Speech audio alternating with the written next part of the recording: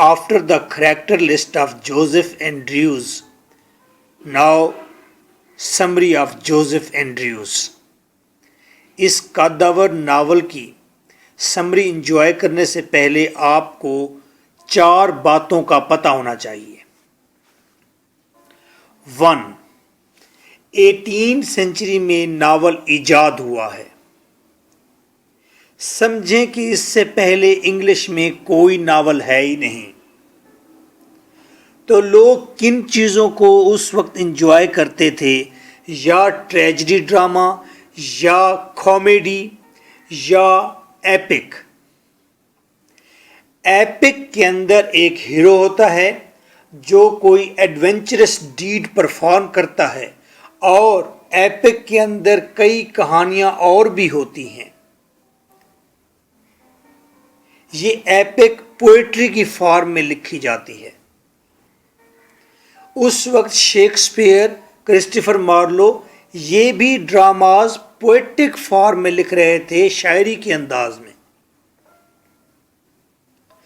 اب ناول ایجاد ہوا ہے تو فیلڈنگ نے کہا ہے میں کومک ایپک لکھ رہا ہوں ان پروز، ایک مزاحیہ ایپک، لیکن پوئٹری میں نہیں، میں نثر میں لکھ رہا ہوں، پروز میں لکھ رہا ہوں۔ تو شور ہو گیا کہ یہ ایک کومک ایپک ان پروز ہے، یعنی کہ اس کے اندر مین پلاٹ کے ساتھ کئی اور سٹوریز بھی ہوں گی۔ کوئی ہیرو ہوگا، وہ کسی جرنی پر جائے گا، سفر پر جائے گا، ایسا کچھ ہوگا۔ ایک بات ختم ہو گئی، یہ کومک ایپک ان پروز ہے۔ 2. یہ ناول در حقیقت آنسر ہے کسی اور ناول کا۔ دیکھیں سمپل بات ہے، ایک اور ناولسٹ تھا اس دور کا، فیلڈنگ کے دور کا، نام تھا رچرڈسن۔ اس نے ایک ناول لکھا، اس کا نام تھا پاملا۔ پاملا پاملا پاملا میں دکھایا گیا کہ پاملا ایک خوبصورت لڑکی ہے جو کسی امیر باس کے ہاں کام کرتی ہے۔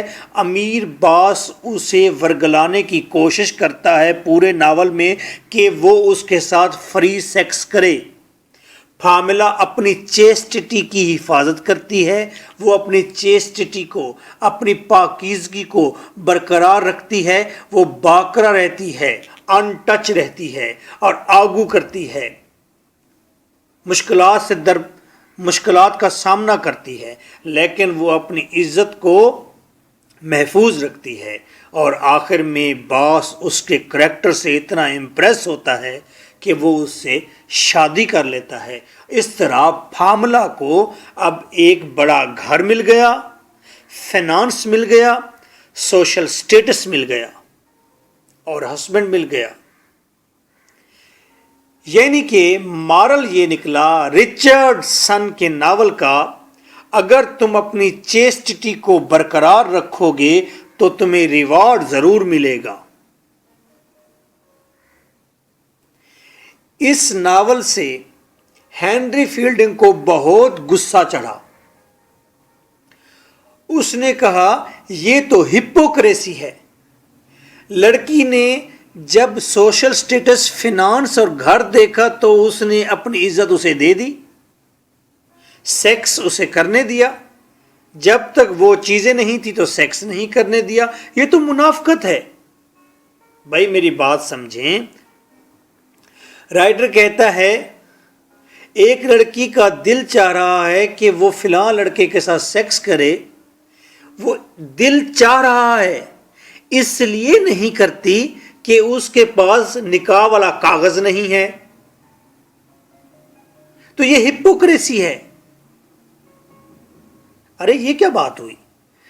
ہینری فیلڈنگ نے اس کے مقابلے میں کریکٹر بنایا جوزف اینڈریوز اور بتایا کہ یہ پاملا کا بھائی ہے۔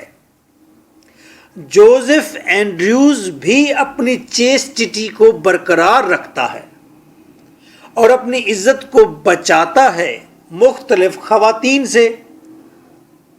لیکن کیوں؟ اس لیے کہ ان عورتوں سے اس کا سیکس کرنے کو دل ہی نہیں چاہ رہا اور وہ ان سے